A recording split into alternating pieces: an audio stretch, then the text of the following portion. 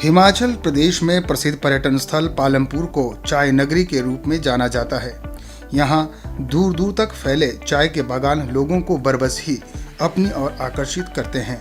पालमपुर इलाके के अंग्रेजी हुकूमत के दौरान वर्ष 1850 में कांगड़ा चाय का उत्पादन शुरू हुआ था और वर्ष 1885 में कांगड़ा चाय ने इंग्लैंड में स्वर्ण पदक जबकि 1895 में रजत पदक हासिल किया था। उस समय अधिक भूमि पर चाय का उत्पादन होता था, लेकिन अब चाय उत्पादन का क्षेत्रफल घटने के बावजूद उत्पादन में रिकॉर्ड वृद्धि दर्ज की जा रही है। पालमपुर में बहुसंख्यक चाय बागानों के मालिक ब्रिज बिहारी लाल बुटेल ने कांगड़ा चाय के इतिहास के बारे में जानकारी दी।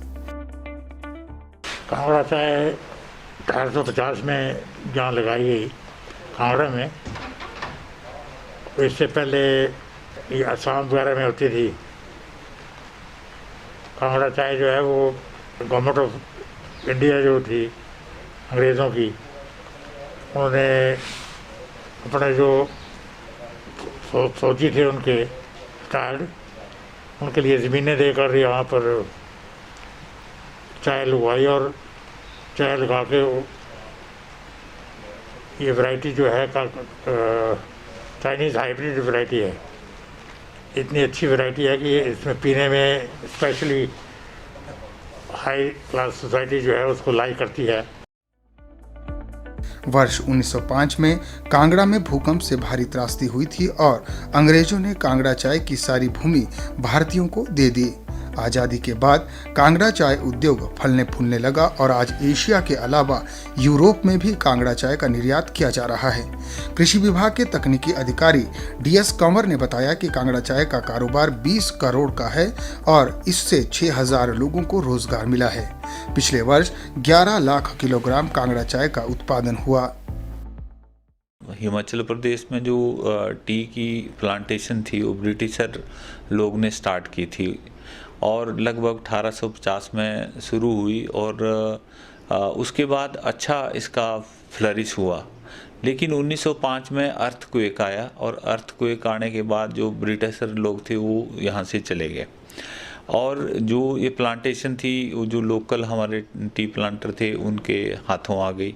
आज़ादी से पहले तकरीबन हमारा प्रोडक्शन 5 लाख के किलोग्राम था, 5 लाख किलोग्राम के आसपास रहता था और वो एक टाइम 1998 में 17 लाख के करीब हमारा प्रोडक्शन पहुंच गया था। और उसके बाद फिर कई कारण रहे हैं जो कि इस प्रोडक्शन के, लेकिन फिर भी लास्ट ईयर भी हमारा जो प्रोडक्शन था वो 11.45 लाख किलोग्राम हमारा प्रोडक्शन हुआ है। 1905 में जब जलजला आया था यहाँ पर, तो अंग्रेज जो थे, ये ब्रिटिश जो थे, उन्होंने अपनी सारी प्रॉपर्टी जो था हम इंडियंस को दे दी थी। उन्होंने नेटिव्स एंड ब्रिटिश अपने आप को ब्रिटिशर्स बोलते थे, तो नेटिव को दी और बड़े अर्थक्वेक में सारी फैक्ट्रीज वगैरह सब डैमेज हो गई थी। तो टेक्निकल नो हाउ भी नहीं था इंडियन के पास, तो उस हिसाब से ऐसे चलता फलता रहा काम आस्ता आस्ता और ग्रेजुअली चलते चलते जाके 1972 में हिमाचल गवर्नमेंट ने टी का डिपार्टमेंट सेपरेट किया, जिससे कुछ टी प्लांटर की ओर ध्यान लगा और टी प्लांटरों को मटेरियल सब्सिडाइज रेट पे मिला। उसकी वजह से कुछ प्रोग्रेस हुई, गार्डन में इम्प्रूव हुए, सब प्रोडक्शन भी बढ़ी, यहाँ तक कि 97-98 में इनकी प्रोडक्शन 17 लाख किलोग्राम हो गई थी टोटल पैदावार।